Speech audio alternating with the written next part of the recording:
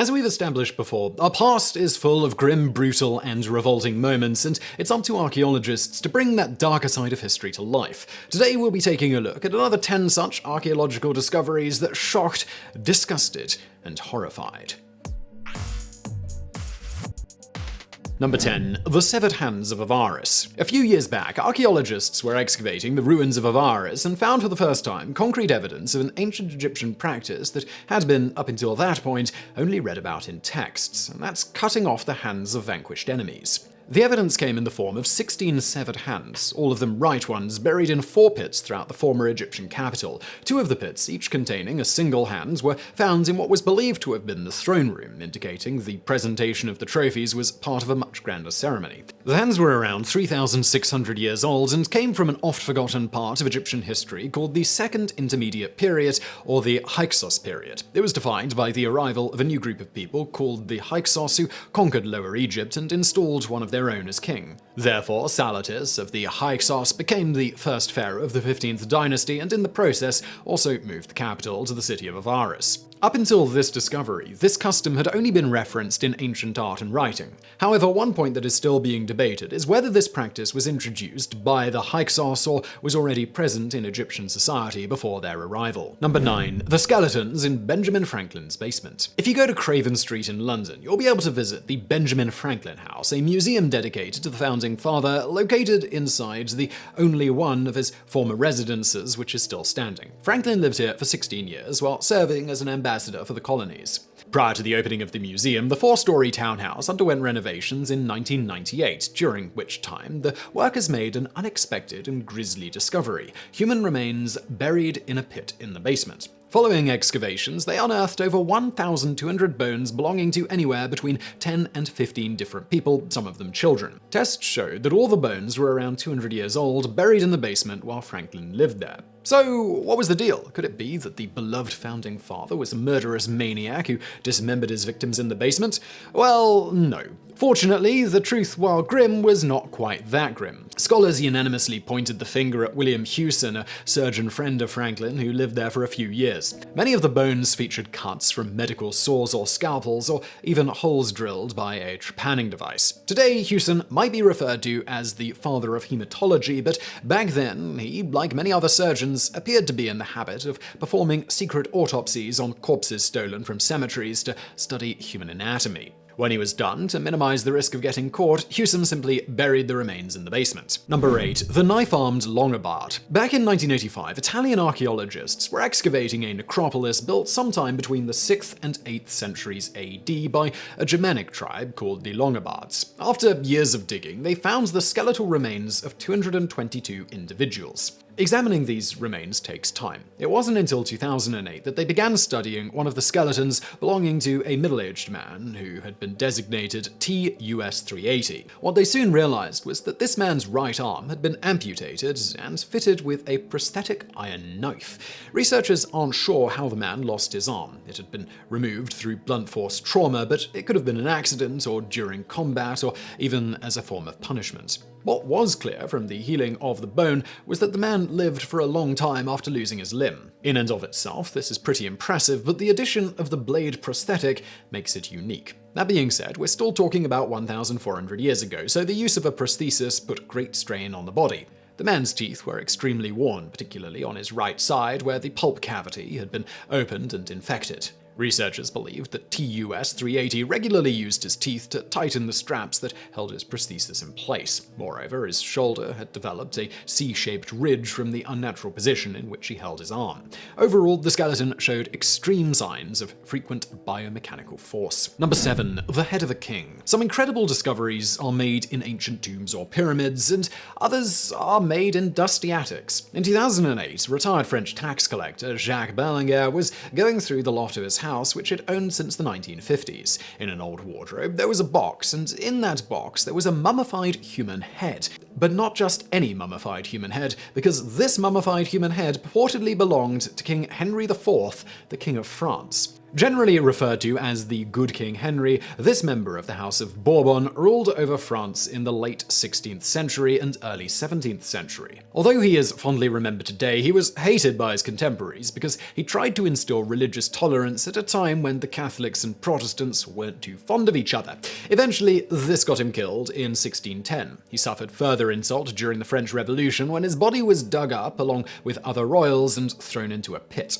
From then on, the history of Henry's remains gets a little iffy. He definitely lost his head at some point in time, and according to the story, it was during the French Revolution when an admirer wanted to save the king's head, or maybe he just wanted a memento, we really don't know.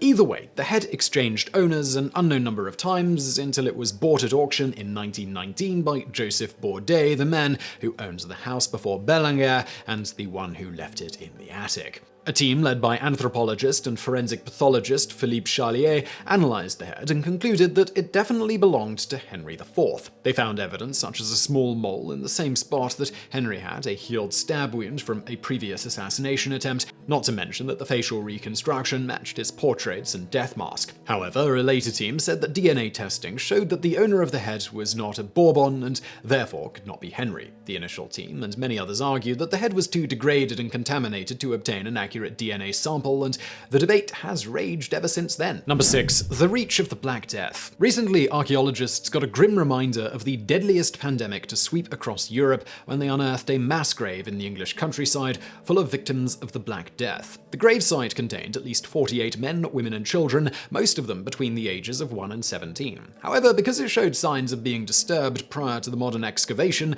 researchers believe that it could be part of a bigger grave which contains even more victims. There is no mystery as to what killed these people. The remains were dated to the mid-14th century, around the same time that England was in the midst of its deadliest plague outbreak, which killed off almost half the country's population. Moreover, DNA tests revealed the presence of Yersinia pestis, the bacterium that causes the deadly disease. What makes the mass grave stand out is its location. It's in the countryside of Lincolnshire, near the ruins of Thornton Abbey. It was discovered by chance in 2013 during a survey of the area, and the results were just published at the beginning of 2020. Such examples of the ravages of the Black Death were far more common in larger towns and other places with a higher density of people. Unsurprisingly, in England, most plague mass graves were found in or around London. However, this discovery shows that even small rural communities were overwhelmed by the Black Death to the point where they couldn't cope anymore and had to bury everyone in one giant grave. Number 5. The Fate of the Lindo Man. Peat bogs have proven to be remarkable environments for the preservation of human remains for centuries,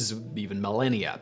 These naturally mummified corpses are often found with their internal organs intact and even their skin undamaged. In fact, the Tolland Man, arguably the most famous of the so-called bog bodies, was initially treated as a recent murder victim before it was established that he died during the Iron Age.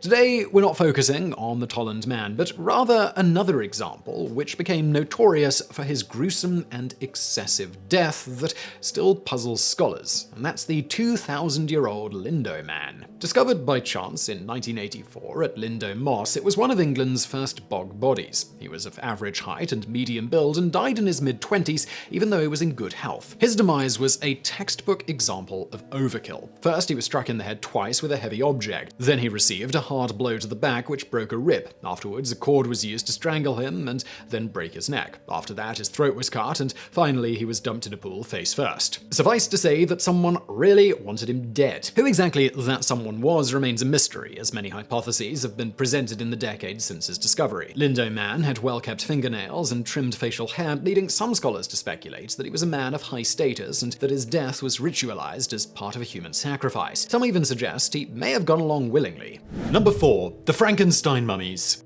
Back in 2001, archaeologists excavating a site called Clogherhallen in Scotland found two ancient bodies, a male and a female. As they kept studying these remains, their intrigue turned to surprise and then shock as the discovery began raising more questions than answers. At first, they appeared to be two regular burials, although the skeletons were unusually placed in the fetal position. The man died sometime around 1600 BC, while the woman died 300 years later. However, researchers soon discovered that the bodies had actually been buried centuries later, around the late 12th century BC. They had been intentionally preserved in peat bogs to help the bodies mummify, and afterwards were retrieved and buried. This was a tremendous revelation to scholars, since intentional mummification had rarely been seen in Europe. Then it got weird. By testing all the bones that made up the male skeleton, scientists were able to discover that they did not belong to the same human. The skeleton was a composite made out of the remains of 3 different men who lived centuries apart. They then tested the female body and found the same thing. It was made out of parts from 3 different people,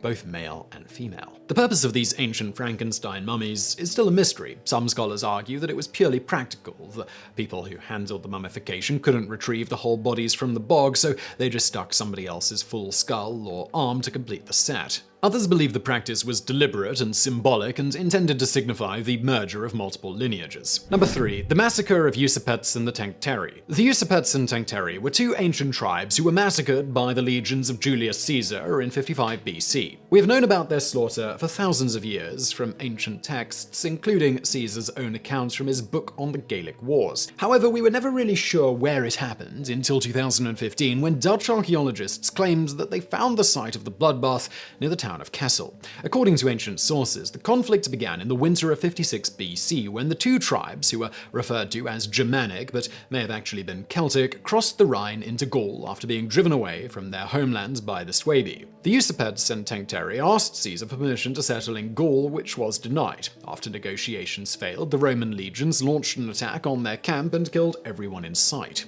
Caesar himself describes the assault. There was also a great crowd of women and children, and these now began to flee in all directions. I sent the cavalry to hunt them down. When they reached the confluence of the Meuse and the Rhine, they saw they had no hope of escaping further. A large number of them were killed, and the rest flung themselves into the river, where they perished, overcome by panic, exhaustion, and the force of the current. In his personal account, Caesar said there were around 430,000 people, and that he'd slain them all. Modern scholars put the number at around 150,000 to 200,000, and some of them definitely survived, as the tribes were still mentioned in the following century.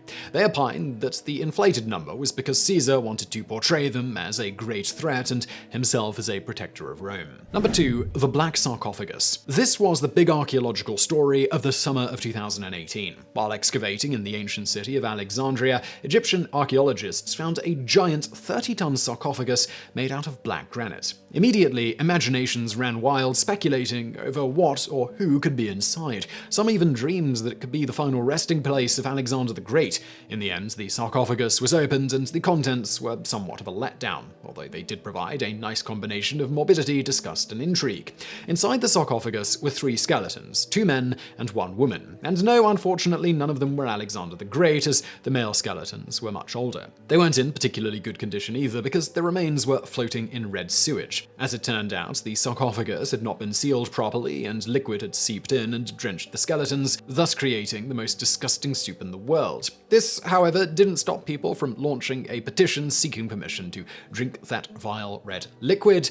Yes, really. As far as the identity of the skeletons goes, that remains an open question. There is no cartouche on the sarcophagus to mark them as royalty. They could have been military officers, but women in the ancient Egyptian military were exceedingly rare, so if that's the case, this is truly a unique find. Even so, the skeleton that garnered the most attention was that of the oldest male, aged in his mid-40s. His skull had a hole in it, a sign of one of the oldest medical procedures in the world, trepanation. The wound had healed, so the man had survived the surgery, though it is impossible to tell what it was intended to treat. Number 1. The War at Jebel Sahaba. Last but not least, we go all the way back to the beginning, to what may be the oldest known large-scale conflict in human history.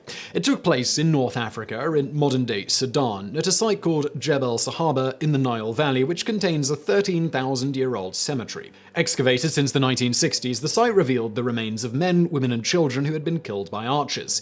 Based on the evidence, violent interactions between these two sides were not a one-off. They took place over months or even years. Many of the remains featured marks of older injuries which had time to heal, indicating that fighting was a common practice. The reason for the conflicts is uncertain, although two possible scenarios are the most plausible. It could have been a race war. One side consisted of sub-Saharan Africans, and the other was a different ethnic group that may have originated in the Mediterranean basin. Or it could have been a water war. The region was experiencing a severe drought, and drinkable water was a precious resource that these groups probably did not want to share. So, I really hope you found that video interesting. If you did, please do smash that like button below. Do not forget to subscribe. We've got brand new videos every day of the week. For more from me, why not check out a new channel I do called Geographics if you enjoyed this video, sort of geography related. I really think you'll enjoy that, specifically geography-based channel, which I will link to below. And thank you for watching.